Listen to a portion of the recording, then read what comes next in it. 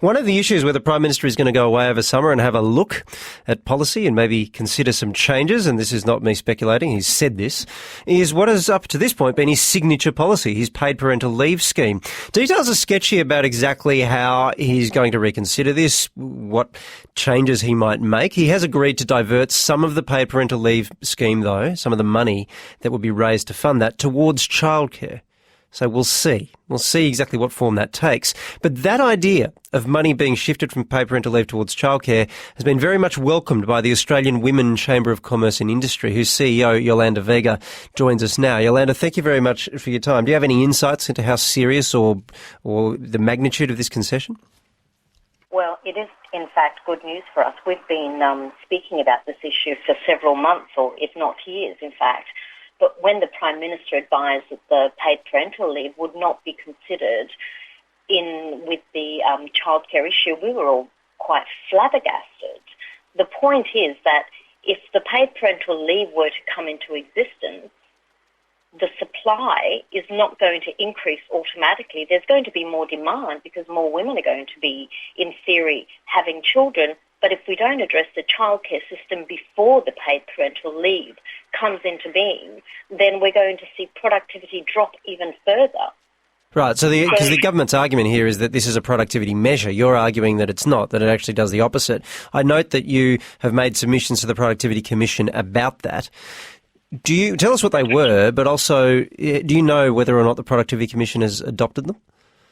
Well, we've only seen the first draft of the Productivity Commission report, which came out in about July. We're expecting the last report last month. We haven't seen that yet. To my understanding, the majority of our recommendations have been included in that first draft. Now, what we're saying is not anything out of this world or, things that haven't been exercised in other countries or that don't have similar precedents in Australia. So extending accessibility of the in-home care system would be sensible, especially when you're considering that some people pay $160 per child per day. Now, if you've got 3 children, it doesn't add up. You can't physically or financially go to work as a woman when you've got those sorts of payments to make on childcare. We know that the average Australian woman makes about $730 net per week, and yet childcare is over $1,000 for many of them that are, that have 2 children. So we think the in-home childcare scheme should be considered. We also believe that expanding operating hours of the daycare centres needs to be catered for because the average working parent is increasing demand, their demand in the workplace is also increasing. And the third one was we wanted to include childcare rebates for extended in-home based care. Now, the Prime Minister says that, Australia is open for business, but we need to include women here because they're 51% of the population, believe it or not. Right, but he would argue that this is actually giving women the opportunity to stay in the workforce and have children, that's the whole point really here. It's not about creating a baby boom necessarily. It's about meaning that there is not a disincentive for women embarking upon their careers in a particular way because they know that they will be able to access half their income for a year. Sure, but that's only for 6 months or maybe 12 months. But let's take a case study. So Sharon has a baby. It's her second child. She then has 6 months off at work, from work at home.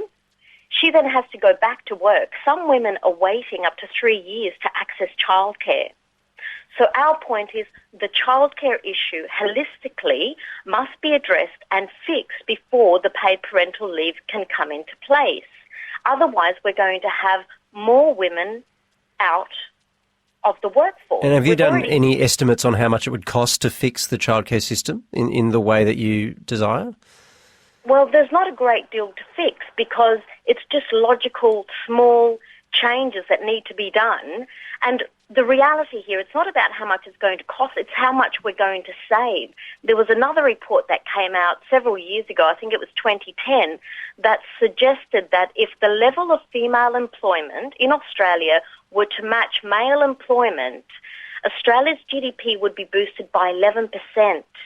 That equates to $25 billion Waleed.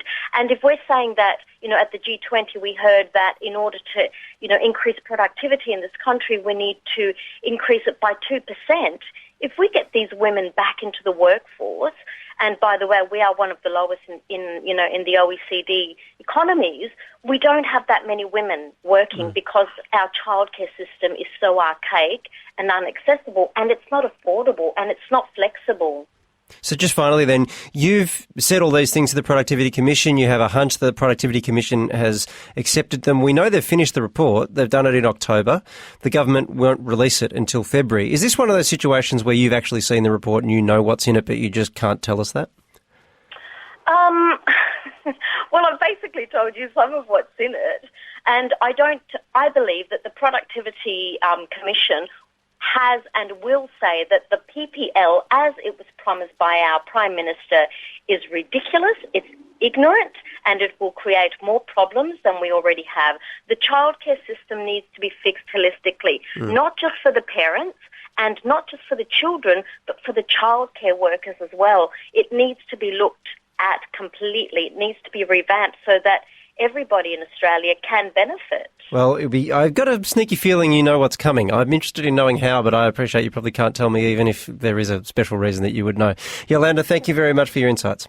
My pleasure. Thank you. Yolanda Vega, who's Australian Women Chamber of Commerce and Industry CEO. Waleed Aly with you for Drive, 28 minutes past 6. Thank you.